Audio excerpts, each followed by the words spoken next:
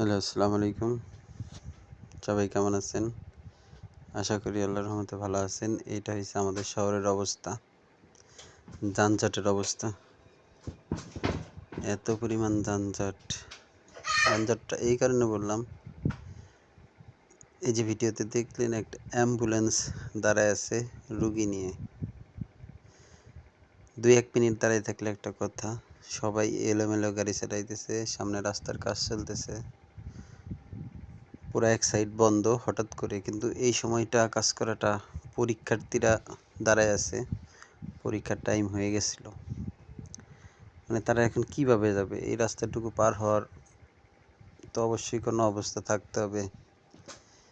একদম এলোমেলো, এক একটা গাড়ি এক এক দিক যার যার মতো যাচ্ছে, যে যেই দিকে পারছে সেই দিকে যাচ্ছে, দেখার মতো কেউ নাই।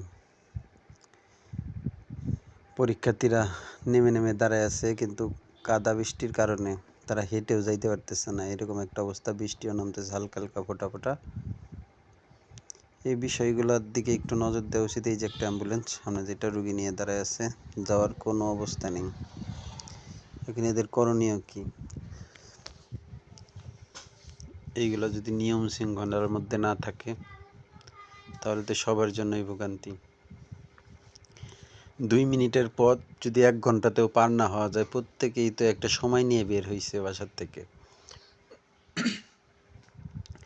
সেই সময়ের মধ্যে যদি সে পৌঁছাইতে না পারে, যেহেতু ফাইনাল পরীক্ষা চলছে, তাহলে তার একটা বছর শেষ হয়ে যাওয়ার সম্ভাবনা থাকে। তো যারা এইগুলো নিয়ন্ত্রণ করে তাদের উচিত অবশ্যই এদিকে একটু খেয়াল রাখা, কারণ একটা অ্যাম্বুলেন্সের মধ্যে রুগী যে কোনো সময় যে কোনো কিছু হইতে পারে, তার জন্য একটু ব্যবস্থা করার প্রয়োজন ছিল। এই যে পরীক্ষার্থীদের জন্য আগে থাকতে কোনো মেসেজ দেওয়া উচিত ছিল যে এই রাস্তাটা এড়িয়ে চলুন,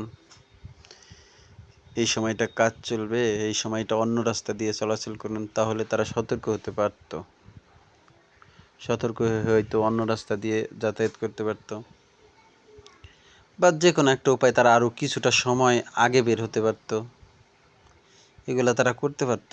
যেহেতু হঠাৎ করে এই জিনিসটা, আমি নিজেও এর মধ্যে আটকে আছি, দীর্ঘ সময় ধরে আটকা ছিলাম, সেই জায়গা থেকে দেখলাম এই জিনিসগুলা, তাই মনে হলো কথাগুলা বলি, হয়তো কারো কোনো উপকারে আসতে পারে। তো অবশ্যই সবাই যাদের যাদের পরীক্ষা আছে তারা একটু সময় নিয়ে বের হবেন, একটু সময় আগে বের হবেন। যেটুকু সময় আপনার লাগবে তার থেকে কিছুটা সময় বেশি নেবেন।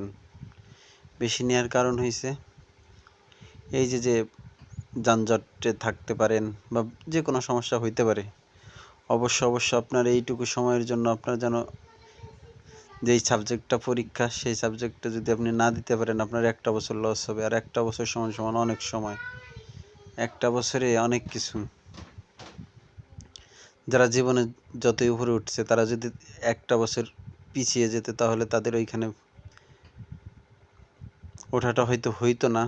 তো সবাই সতর্কভাবে চলাচল করবেন। তো যারা এগুলোর দায়িত্বে আছেন তারাও একটু দায়িত্বশীলভাবে যদি সকলকে অবগত করেন, তাহলে আসলে সবার জন্যই ভালো। তো সবার জায়গা থেকে সবাই একটু সঠিকভাবে চলার চেষ্টা করেন, আশা করি সবাই উপকৃত হবেন। তো এই যে দেখলেন কতক্ষণ, এই যে 4-5 মিনিটে 1 মিটারও যাইতে পারি নাই। তো সবাই ভালো থাকবেন,